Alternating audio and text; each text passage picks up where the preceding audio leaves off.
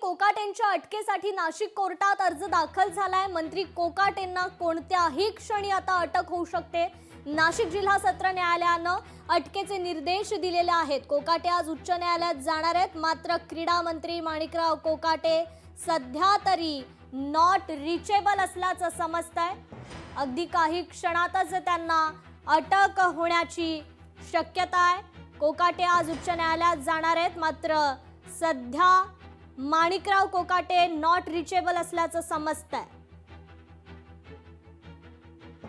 माणिकराव कोकाटे आता त्यांच्या आमदारकी आणि मंत्रिपदावर राहूच शकत नाहीत। सेक्शन 8 हा रिप्रेझेंटेशन ऑफ पीपल्स ऍक्ट 1951 या कायद्यानुसार कुठलाही आमदार जर त्याच्यावर 2 वर्ष किंवा त्याच्या वरची शिक्षा जर त्याला झाली, अगदी छोट्यातल्या छोट्या कोर्टात सुद्धा, तर तो वरच्या कोर्टात त्याच्या विरुद्ध अपील करू शकतो, पण तो आमदार राहू शकत नाही। त्यांची आमदारकी आणि मंत्रीपद याचा त्यांना तातडीने डिस्क्वालिफिकेशन हे महाराष्ट्र सरकारतर्फे झालं पाहिजे। तर याच प्रकरणी आपण अधिक अपडेट घेऊयात। आपले लोकशाही मराठीचे प्रतिनिधी महेश महाले आपल्याशी जोडले गेलेले आहेत। महेश, खरं तर मंत्री माणिकराव कोकाटेंच्या अंगावर आता ही अटकेची टांगती तलवार आहे। अगदी कुठल्याही क्षणी त्यांना अटक होऊ शकते, मात्र ते सध्या नॉट रिचेबल असल्याचं समजतंय। काय या संदर्भात अधिकची अपडेट? अगदी खरं आहे कृपा। खरं तर माणिकराव कोकाटे यांच्या अटकेसाठी खरं तर न्यायालयात आज अर्ज दाखल करण्यात आलेला आहे।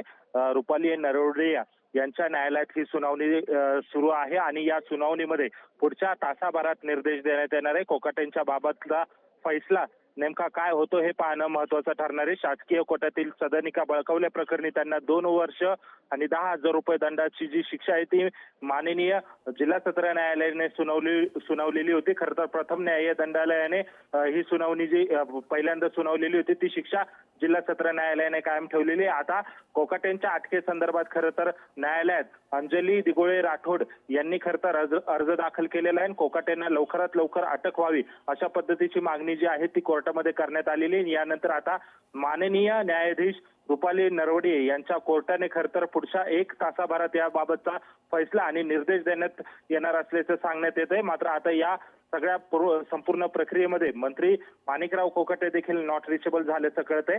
मात्र आता कोकाटे यांच्या बाबतचा फैसला नेमका काय होतं ते पाहणं महत्त्वाचं ठरणार आहे। त्यांच्यावर अटकेची टांगती तलवार जी आहे ती कायम राहणार आहे आणि यानंतर ते मंत्रिपदाचा राजीनामा देतात का, त्यांची आमदारकी धोक्यात येते का, हे देखील पाहणं तितकंच महत्त्वाचं ठरणार आहे। जी, निश्चितच महेश, धन्यवाद आपण दिलेल्या या सविस्तर अपडेट संदर्भात। लोकशाही मराठी ऐका, पहा, जागरूक रहा।